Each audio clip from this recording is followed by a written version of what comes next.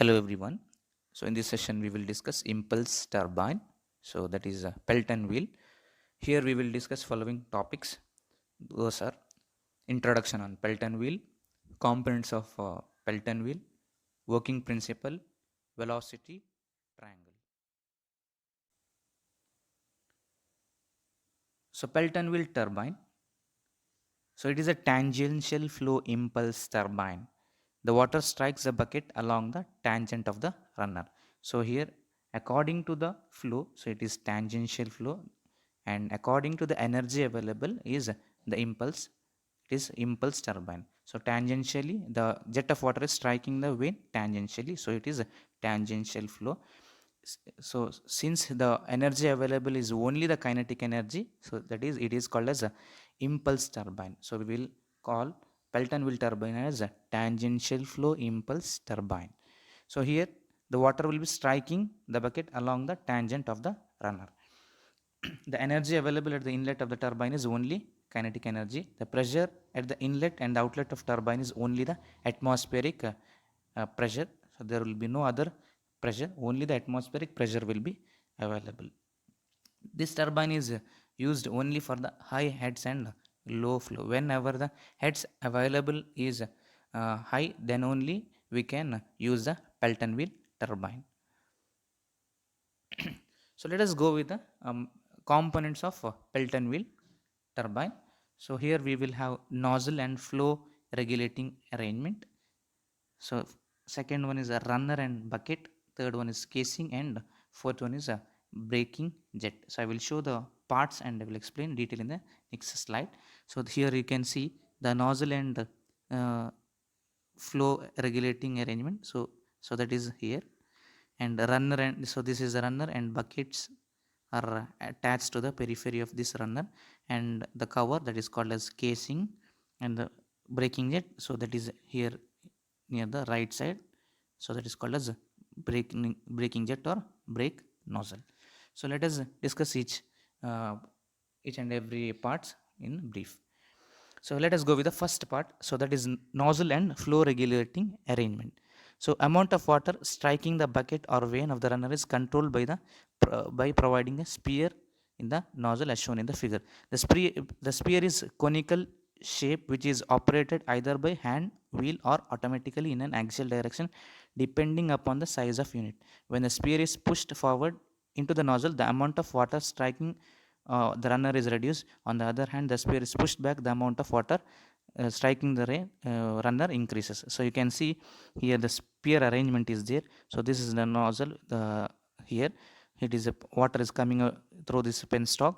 So here the amount of water that is to be strike the vein or runner is controlled by this spear arrangement. If you this push the spear, so that will reduce the amount of water. If you pull back the spear, the amount of water striking the runner will increase. So this is nothing but nozzle and spear arrangement.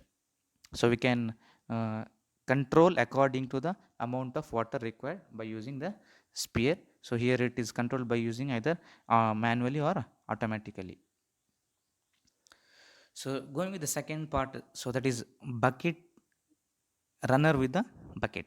So you can see uh, it consists of a disc on the periphery of which the number of buckets evenly spaced are fixed. So you can see this is a circular disc to which the number of buckets are fixed. So bucket is nothing but this thing. The shape of bucket is a double hemispherical cup or a bowl. So you can see in the figure 1. So this bucket are consist of a double hemispherical cup or a bowl shaped. So each bucket is divided into two symmetrical parts by dividing a wall which is known as splitter. So in the center you can see the splitter, and we will have here it is divided into two equal symmetrical parts, and at the center we will call it as a splitter. Now when the jet of water strike this splitter at the center, the splitter divides the jet into two equal parts, and the jet comes out at the outer edge of the bucket. So you can see the jet will be striking this part at the center. So this jet is divided into two equal parts, and it will come out of the uh, this bucket. The bucket are so shaped that jet get deflected by an angle of 160 degree. So here it will strike in the like in the horizontal direction to the splitter. The splitter will split the jet into two equal part, and the jet leaves the bucket by the angle of 160 to 170 degree. The buckets are made up of either cast iron or cast steel, bronze or stainless steel, depending upon the head at the inlet of the turbine. So this is the first figure shows the bucket, and the second figure you can see a bucket is connected to the this uh, circular disc, and then the third figure you can see the number of such buckets are connected to the disc. So let us go with the third one, that is a casing. So here you can see that this cover or the the casing is provided in order to prevent the splashing of water and to discharge water to the tail race. So it is act as a safeguard against the accident. So it is made up of cast iron or fabricated steel plates. The casing of Pelton wheel does not perform any hydraulic function. So it does not involve in any hydraulic function. It is just in order to prevent the like when the jet of water strike this vein, so there is a chances of like water will get splash. So in order to prevent the water splashing out, and that it will help to control this, and as well as when the jet is striking, the vanes will be rotating. So it will also help to prevent the accidents. So and it will also help to discharge the water to the tail race. So here fourth part is the braking jet. So braking jet is nothing but that is provided in order to, so what happens is our work is done and we stopped this the we have stopped the working at the inlet. So here the spear is pushed, the now no water is going through this nozzle. So this runner will be continuously, it will be rotating. When the nozzle is completely closed by moving the spear in the forward direction, the amount of water striking the runner reduces to the zero, but the runner due to the inertia goes on revolving for the long time. So to stop the runner in short time, a nozzle is provided which directs the jet of water on the back of the vane. This jet is of water is called as braking jet. So even if we have stopped this inlet nozzle, so this runner will be continuously rotating for some time. So in order to stop this rotation, so here at the right side you can see a brake nozzle is provided or brake jet is provided. So this will be acting in the opposite direction in order to stop this revolution of the disc. So this is with the different parts of the uh, Pelton wheel. So I will explain this using an animation video. So let us go with the working of Pelton wheel turbine. So this is a storage reservoir. So here from the storage reservoir, a larger diameter pipe, that is a penstock, is connected to the turbine. So here this is called as the penstock, which is used to supply water from the reservoir to the turbine. So water is regulated by inlet wall. So water is flowing now, you can see. And here we have different nozzles. Here three nozzles are connected, and using the spear arrangement according to the requirement. So it is spear arrangement is regulated, and water will be striking the buckets which is connected to the wheel. So now wheel of the turbine is rotating. Because of the rotation of the wheel, the shaft is rotating, so it is converted into mechanical energy. Shaft is coupled with the generator. So generator generates the electricity, so which is connected to the transformer, and they are connected to the distribution line for the distribution. So then you can see after the work done, so water is flowing through the draft tube to the downstream. So this is how Pelton wheel turbine will looks like. you can see the different parts: runner with the buckets, shaft and generator. So here number of buckets are connected to the runner. So this is how the buckets looks like. So we have here splitter at the center. The water will be striking the splitter which is at the center, which divides water into or jet into two equal parts, and water will be leaving the vane or get deflected at an angle 160 degree to 180 degree. So because of this striking of jet to the bucket, the runner will rotate here. In turn, shaft will rotate. Now we will discuss velocity triangle and work done for the Pelton wheel. So this is the velocity triangle and this is the splitter. So I will draw the velocity triangle once again, how it will be. So here we will be having the two cups.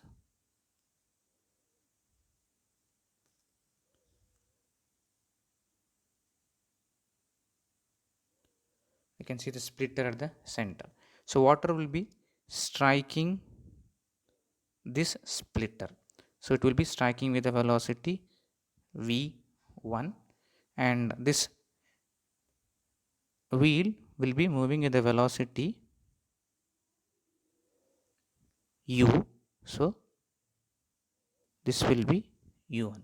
So whatever the remaining thing, it will be relative velocity, and v1 will be equal to vw1. So since here jet does not make any angle while it's striking at the inlet, so here water will be striking the splitter. The splitter will split this water into jet into two equal parts, and you can see now the jet will leave this plate making angle. See, I will draw here. So this will be vr1. So it will be making an angle here beta 2. So this is vr2, sorry, and this thing you will get it, and I will draw here. Let it be v2 making an angle alpha 2. The velocity components of v2 are vf2 and vw2. So what are the remaining? So this will be u2. So this is how we will get the velocity triangle. So it is neatly given here. So this will be beta 2, alpha 2, u2, vw2, vf2, everything, and inlet triangle will be like this. So let us go with the derivation.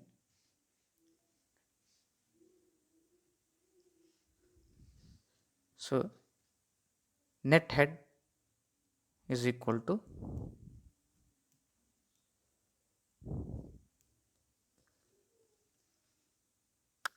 let h is equal to net head acting on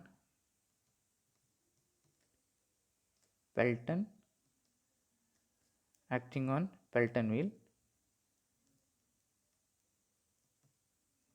So that is we have already studied.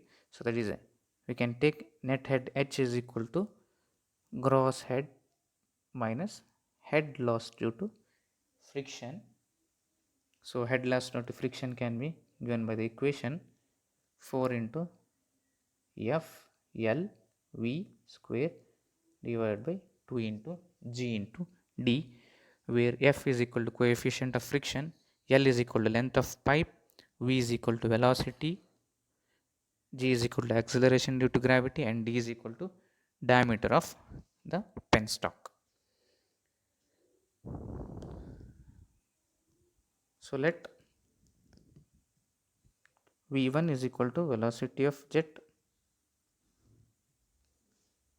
velocity of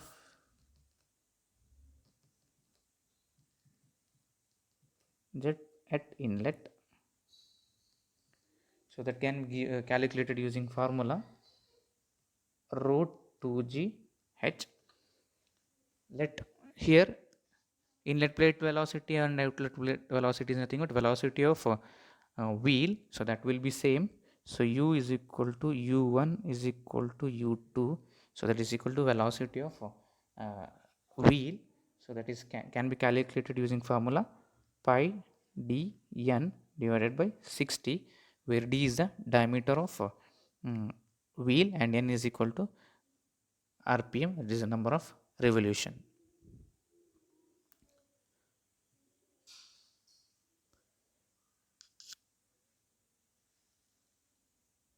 Here if we go with the inlet triangle, so velocity triangle,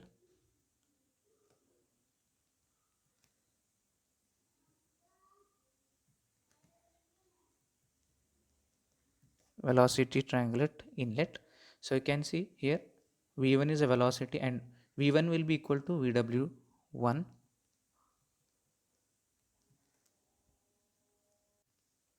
So relative velocity vr1 is equal to, from the figure you can see that vr1 is equal to v1 minus u1. So that is v1 minus u1, and in the inlet velocity triangle beta 1 is equal to 0 and alpha 1 is equal to 0. So if you moving to the outlet triangle,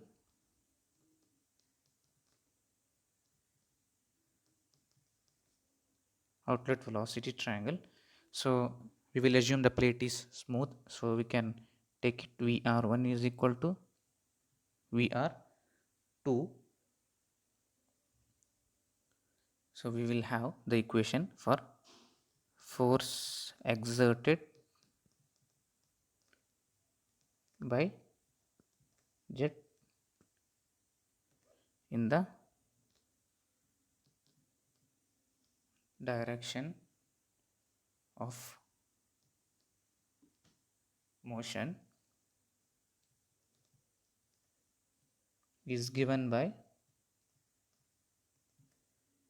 equation fx is equal to rho into a into v1 into vw1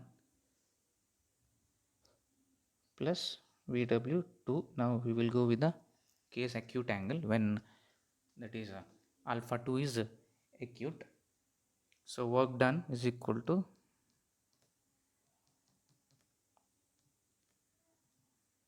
work done by jet per second can be calculated as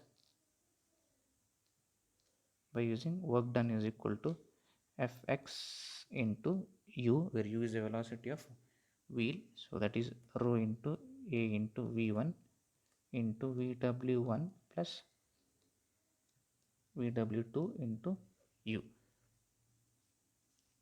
So that will be in the unit Newton meter per second. Next let us go with the power. So power we can calculate power p is equal to, you can calculate by fx into u divided by 1000. So we will get it in the rho into a into v1 into vw1 plus vw2 divided by 1000 into u. So you can calculate work done per unit weight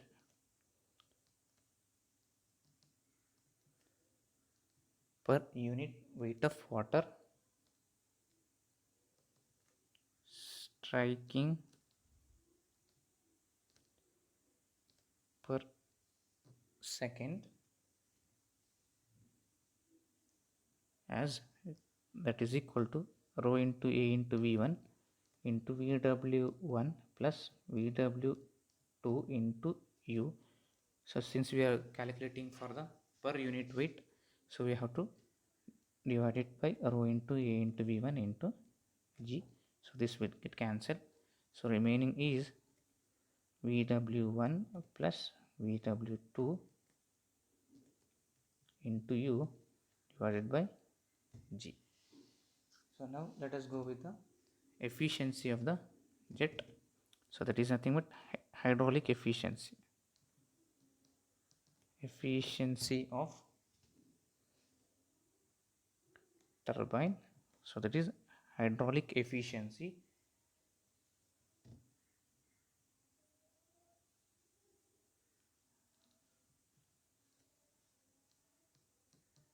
Hydraulic efficiency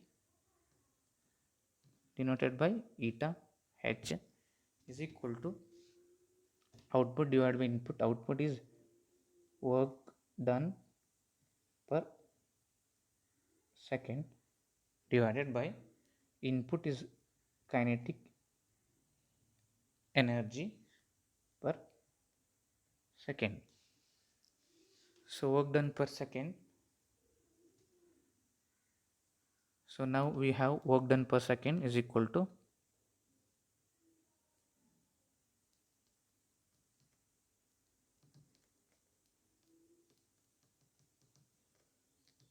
we have Fx into U. So Fx is equal to rho into A into V1 into VW1 plus VW2. So here we can write VW1 from the figure. From the figure you can see VW1 is equal to V1. And what is VW2? So VW2 is equal to, so if you go through the velocity triangle at the outlet, we need VW2. If you apply here cos beta 2 to this triangle, we can get it. So that is, we'll get VW2 is equal to VR2 cos beta 2 minus U2. So we have to substitute here. So what is VR2? So VR2 is, we can get it as VR2 is equal to, that is V2 minus, so that is VR2 cos phi minus U. So that is VR2 is equal to VR1. VR2 is equal to VR1. So that we can calculate Vn minus U cos beta 2 minus U2. So VR2 is equal to VR1. VR1 is equal to V1 minus U. So this is what we'll get. So if you substitute the Fx, so rho into A into V1 into VW1 is V1 plus V1 minus U cos beta 2 minus U2 is equal to, so that what we'll get is U. U1 is equal to U2 is equal to U. So we have hydraulic efficiency eta is H is equal to output divided by input. Output is work done, so that is Fx into U. So that is rho into A into V1 into V1 minus U plus V1 minus U cos beta 2. So that is work done Fx into U divided by input is kinetic energy half into rho into A into V1 into V1 square. So this get cancelled. So we'll take 2 to the numerator. 2 into V1 minus U is common. So V1 minus U into 1 plus cos of beta 2 divided by V1 square. So this is the equation for hydraulic efficiency.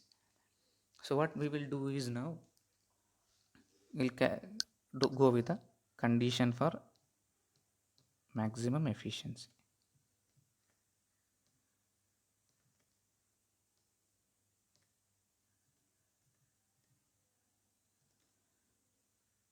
So we know that condition for maximum efficiency with respect to the velocity should be minimum. So that is equal to 0. So we will differentiate